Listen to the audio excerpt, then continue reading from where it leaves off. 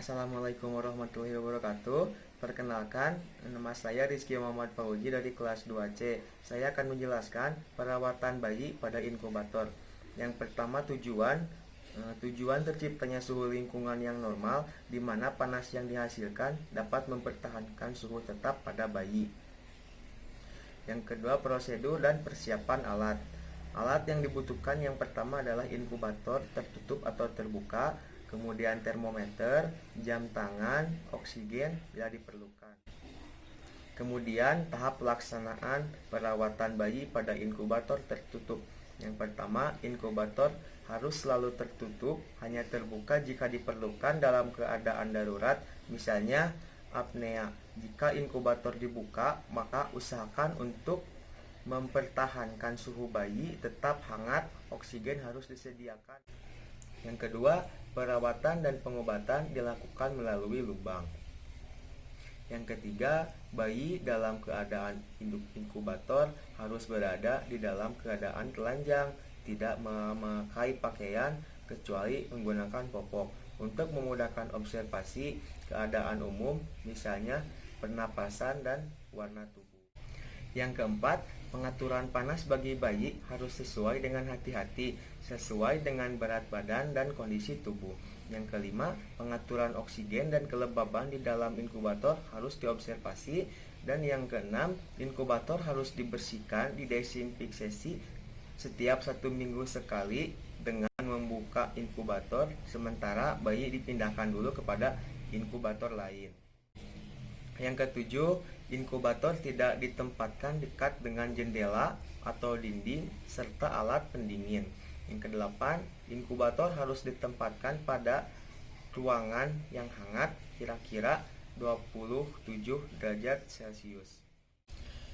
Perawatan bayi di dalam inkubator terbuka. Inkubator ini harus dibuka jika hendak melakukan perawatan pada bayi. Prinsipnya, perawatan di dalam inkubator sama dengan inkubator tertutup, yaitu perbedaannya hanya dalam melaksanakan perawatannya. Langkah-langkah perawatan bayi pada inkubator. Yang pertama, menyiapkan lingkungan. Yang kedua, memberikan penjelasan pada pasien dan keluarga mengenai tindakan yang akan dilakukan. Yang ketiga, mencuci tangan. Yang keempat, mengatur posisi dan menyiapkan pasien.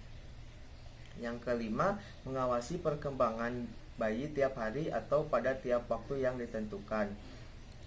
Yang keenam, membersihkan bayi dengan minyak kelapa atau baby oil dan bayi tidak boleh dimandikan. Yang ketujuh, melakukan pemeriksaan fisik. Yang kedelapan, melakukan observasi tanda-tanda vital setiap 4 jam sekali. Yang kesembilan, mengawasi pemberian cairan dan nutrisi. Yang ke-10, mengawasi cairan yang keluar yang berupa urin, feses, muntah, retensi lambung, sampel darah atau pendarahan. Yang ke-11, menjaga suhu tubuh bayi yang optimal atau semua pengobatan dan perawatan bayi diberikan melalui lubang yang telah disediakan. Inkubator dibuka bila dalam keadaan darurat. Ke-12, memperhatikan pemberian oksigen. Yang ke-13, mencegah terjadinya lecet, mengatur posisi tidur bayi. Yang ke-15, fisioterapi dini. Yang ke-16, mencegah terjadinya trauma pada bayi. Yang ke-17, melaksanakan teknik isolasi. Yang ke-18, minimal handling atau meminimalkan kontak dengan bayi.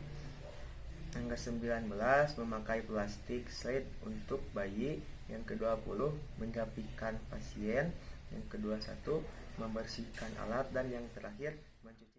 Cukup sekian yang saya sampaikan. Mohon maaf bila banyak kekurangan. Assalamualaikum warahmatullahi wabarakatuh.